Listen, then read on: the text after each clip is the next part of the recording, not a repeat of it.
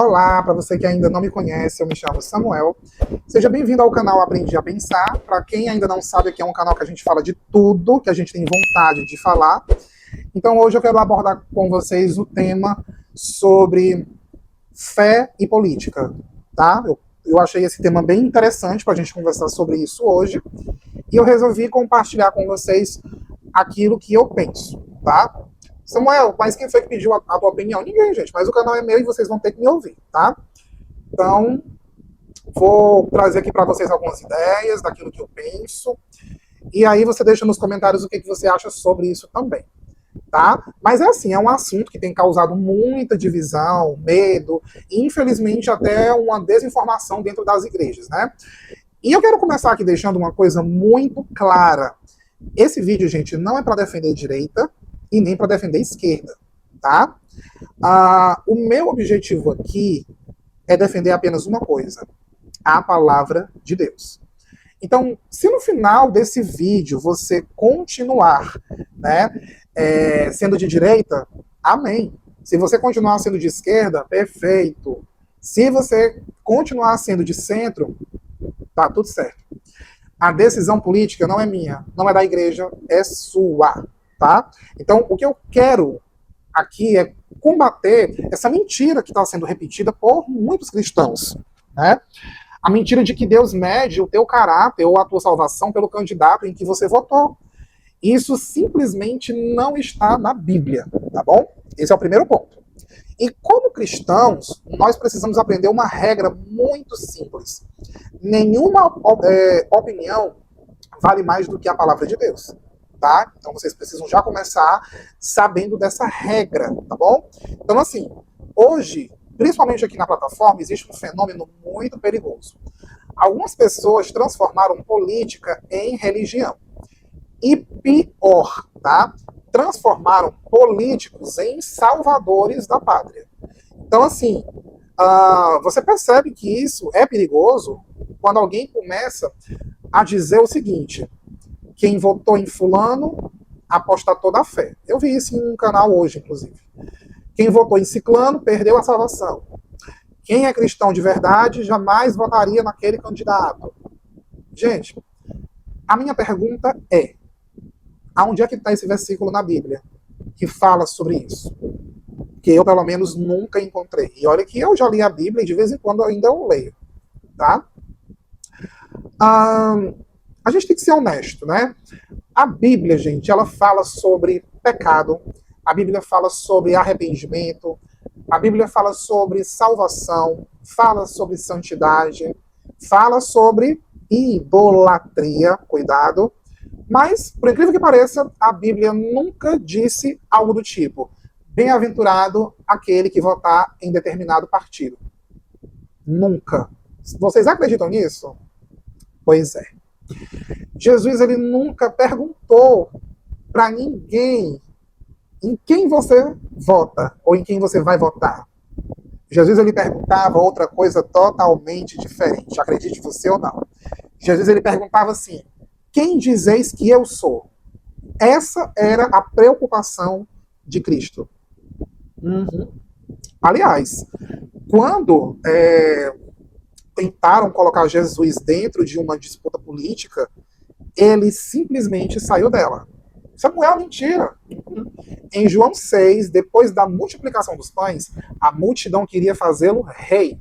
Jesus simplesmente, foi embora. Ele recusou o poder político. Pois é. Quando perguntaram sobre o imposto de César, Jesus prontamente ele respondeu: dai a César o que é de César, e a Deus o que é de Deus. Mateus 22, 21. Então, percebam, se vocês pararem para analisar como eu estou analisando, ele não disse: derrubem César, matem César, usurpem o trono. Ele nunca disse: façam campanha a favor de César. Também ele nunca falou isso. Jesus, ele fez o que ninguém gosta de fazer. Ele colocou cada coisa no seu devido lugar. Pronto. Outra coisa interessante, né? Quem realmente condenou Jesus? Me diga. Eu respondo: foi a política da época. Foi o sistema político religioso. Jesus foi levado diante do Sinédrio, depois foi levado até Pilatos, e por último foi levado a Herodes. Foi o poder político que autorizou a sua execução, a execução dele. Por isso me espanta quando algumas pessoas colocam a esperança da igreja em governos, porque historicamente, gente, nunca foi assim, tá? A igreja, ela nasceu perseguida. Não sabia, Samuel? Está sabendo agora. Os apóstolos foram perseguidos pelo Império Romano. Pedro foi preso, Paulo foi preso, João foi exilado. Os cristãos, eles eram mortos. Mesmo assim, a igreja crescia.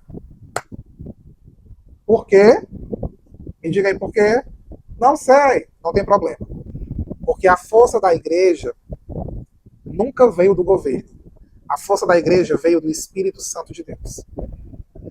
Hoje, algumas pessoas falam como se a igreja dependesse de determinado presidente para sobreviver. Meus caros, se isso fosse verdade, a igreja teria acabado no primeiro século. Sim, basta você ler a Bíblia que você vai entender. A igreja nunca dependeu do Estado. A igreja depende de Cristo.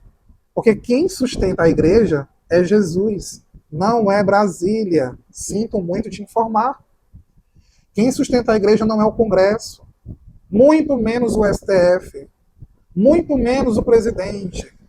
Quem sustenta a igreja é Cristo. É algo tão simples, mas que muitas pessoas se recusam a encarar essa realidade. Agora vamos falar de um texto que quase ninguém lembra? Vem comigo. 1 Timóteo, capítulo 2. Paulo diz: antes de tudo, recomendo que se façam súplicas, orações, intercessões e ações de graças por todos os homens, pelos reis e por todos os que exercem autoridade. Percebeu? Paulo, ele nunca disse: orem apenas pelo governante que vocês gostam. Paulo era craque, né? Ele não ultrapassava Jesus, mas ele era craque. Ele disse: orem por todos. Isso te assusta? Assusta não? Será? Ok. Romanos 13. Paulo escreveu Romanos durante o governo de Nero. Nero. Gente, para quem não sabe, Nero foi um dos imperadores mais cruéis da história. Mesmo assim, Paulo ensina respeito às autoridades e à ordem civil. Isso não significa concordar com tudo, tá? Significa reconhecer que Deus é soberano e que devemos agir como cidadãos responsáveis. Ponto. Você entende isso? Porque isso também não quer dizer que o cristão precisa obedecer qualquer ordem. Não, não é disso que eu estou falando. A própria Bíblia mostra isso. Em Atos 5:29, Pedro ele responde o seguinte: antes importa obedecer a Deus do que aos homens. Então, você vê que existe um limite muito claro, né? Quando uma autoridade manda você pecar, você deve o quê? Obedecer a Deus. Só que hoje em dia não se trata disso. Não está acontecendo nada como aconteceu em Daniel. Porque Daniel ele fez isso, ele se recusou a deixar de orar. Os 3 jovens hebreus fizeram isso. Se recusaram a adorar a estátua, né?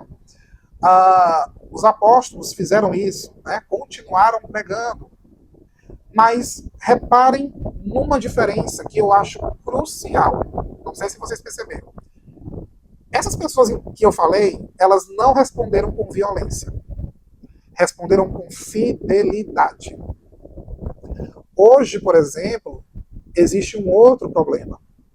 Muita gente acredita que todo projeto apresentado por um partido é automaticamente santo ou automaticamente demoníaco. A realidade é mais complexa, tá, gente? Existem projetos bons e ruins sendo apresentados por diferentes grupos políticos. Primeiro ponto que a gente precisa entender, tá? O cristão ele deve analisar cada proposta com sabedoria, consciência e responsabilidade. Cada pessoa também tem, pessoal, uma realidade diferente. Por exemplo, vou falar de mim. Eu sou um trabalhador, né? Eu dependo de uma CLT, então determinadas pautas de um jeito eu vou ver. Eu vou ver coisas de um jeito. Já quem é empresário vai ver pautas não tão interessantes quanto as que eu vejo. Então, quem mora na zona rural pode ter preocupações diferentes de quem vive numa capital como eu, por exemplo. Então, isso faz parte da democracia, sabe? O voto, gente, ele é um instrumento de cidadania, tá? Não é um sacramento. Você não é batizado nas águas da direita, muito menos nas águas da esquerda, né? Você é batizado em Cristo, tá? Em Cristo. Então, uma coisa que a gente precisa entender aqui é que a salvação ela não acontece porque você apertou um número na urna, tá? Que fique claro. A salvação ela acontece pela graça, mediante a fé em Jesus Cristo. Efésios 2 deixa isso muito claro, tá? Então não tem por que você fazer essa tempestade. Outra coisa, existe uma diferença enorme entre discordar de uma lei e desrespeitar pessoas. Num país democrático, né, você pode defender mudanças na legislação pelos meios legais. Ao mesmo tempo, sua fé pode levá-lo a decidir que determinadas práticas não fazem parte da sua vida. E está tudo perfeito. Então, o que vocês precisam entender é que o cristão ele é chamado a viver a sua consciência diante de Deus, respeitando o próximo e buscando a paz sempre que possível, né? Mas, infelizmente, algumas pessoas elas criaram espantalhos, né? Elas falam o seguinte, por exemplo, coisas que eu vi aqui na plataforma. Se você votar em determinado candidato, Deus vai abandonar você. Quem foi que disse isso? Porque não foi Jesus. Não foi Jesus. Não foram os apóstolos, não foi Paulo, não foi Pedro. Sabe quem foi que disse isso? Foi a polarização. Samuca, não sei o que é polarização. Vai lá no Google, no Pai dos Burros, que hoje eu não estou com paciência para explicar, não. Mas o verdadeiro evangelho, ele continua sendo o mesmo. É arrependimento, conversão, santidade, amor ao próximo, perdão, né? Justiça, misericórdia. Então, assim, essas são as marcas do discípulo de Cristo, sabe? Então, é muito doido, porque no fim das contas, se você parar para analisar, todos os governos passam. Todos, tá? Ó, impérios passaram. Impérios, né? Reinos passaram. Presidentes passam. Partidos passam. Mas Jesus sempre vai continuar sendo rei. Olha que incrível. Aceite a direita ou aceite a esquerda. Jesus é quem sempre vai continuar sendo rei. Então, eu quero deixar uma reflexão para você. Antes de você perguntar em quem alguém votou, pergunte se essa pessoa ama a Jesus. Antes de discutir política, pregue o evangelho. Antes de chamar alguém de perdido, ore por essa pessoa.